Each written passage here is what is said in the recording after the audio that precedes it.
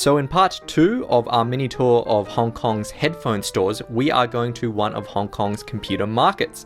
Hong Kong has a number of popular computer markets, but in this video we're going to cross the harbour over to Hong Kong Island to visit the Wan Chai Computer Centre, which has a number of headphone stores.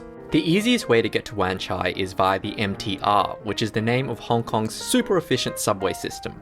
The MTR can get very crowded, but it's also easy for English-speaking tourists to navigate, since English is an official language in Hong Kong. Station signage is bilingual, and all station announcements are spoken in Cantonese, Mandarin, and English.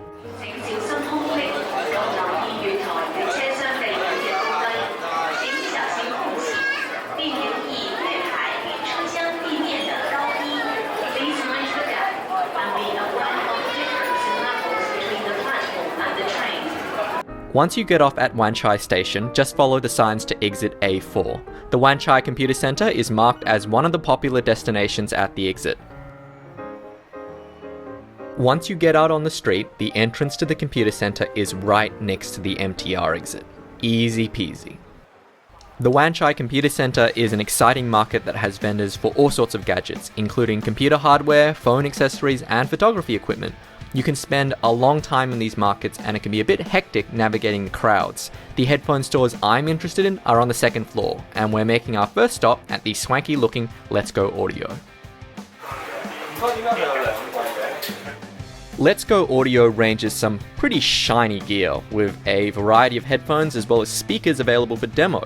In a city with some of the highest housing prices in the world, the space some of this equipment takes up is a luxury in and of itself. At Let's Go, I had a chance to listen to the Focal Spirit Classic. I wrote down these notes after a brief listen. Warm, clean, punchy, laid back, S notes smoothed off. I can see why people have recommended this one to me. I also got some ear time with the Philips Fidelio X2. This is a real charmer. It's just a fun, exciting, and bombastic sounding headphone with a big, boisterous bass line, a forward vocal section, and a nice design to boot. After my previous demo, I had some discussion about the Sony XBA-Z5 and XBA-A3 in-ears with my friend Tom from simbacarvum.com. I told him about how I was unimpressed by the Z5 and its vocal section compared to the A3, and he told me that he initially shared the same impressions. However, he suggested the Z5 has its own merits, so I decided to have another demo, this time with my own pair of XBA-H3s for comparison.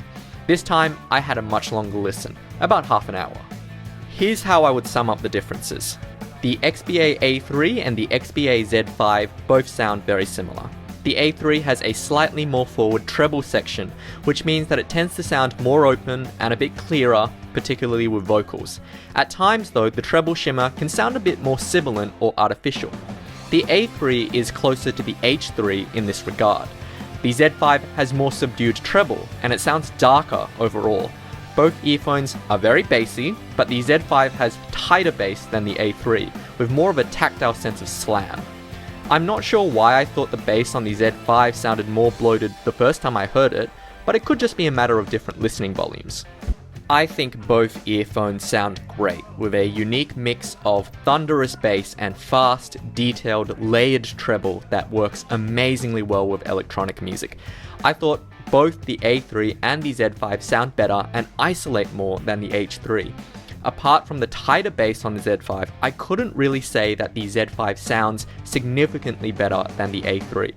By this time, I wanted to own one of these earphones. Given that the Z5 costs almost double the price of the A3, it didn't seem like a sensible purchase. But those pretty magnesium earpieces were calling me. I needed some time to think, so I decided to check out another store. This is the Wan Chai branch of DMA Audio. Packed into this dense little store is a whole plethora of audio goodies, including some items I hadn't yet seen at other stores.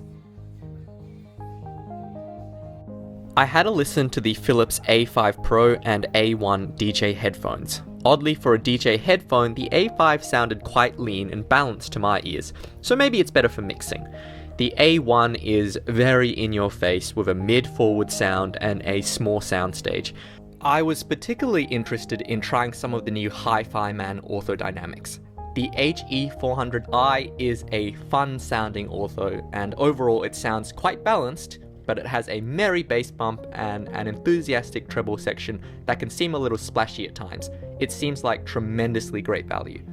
The HE560 sounded fantastic, and I would say it was one of the best things I've heard on this whole trip, with a balanced sound and a wonderfully clear, refined tone.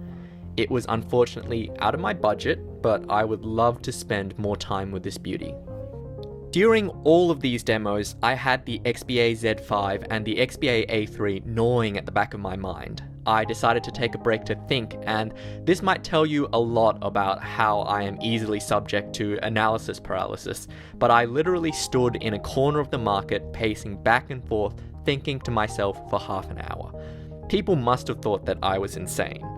Here's how my thinking went. I wanted to spend my tax rebate money, and I didn't want to take it out of the country. The A3 was the earphone that I should buy, the Z5 was the one that I wanted to own. I thought about all the other things I could buy for the price of the Z5, including the ever-lovely TH600. I thought about how often I would use the Z5 and whether it offered enough isolation for daily use. I thought about the pure joy of ownership I would have with the Z5, and I thought about how stupid that really sounded. And then, I made my decision.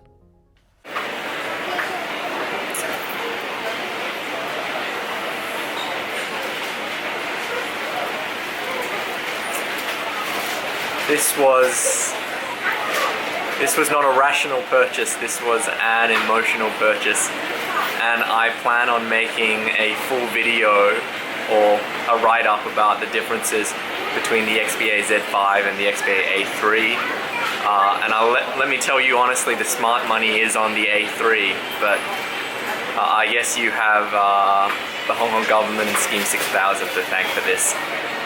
So this purchase was, no. Anyway, so I hope you enjoyed these tours of the headphone stores in Hong Kong. You can see that you can end up spending a lot of money in them. Thanks for watching. Happy listening.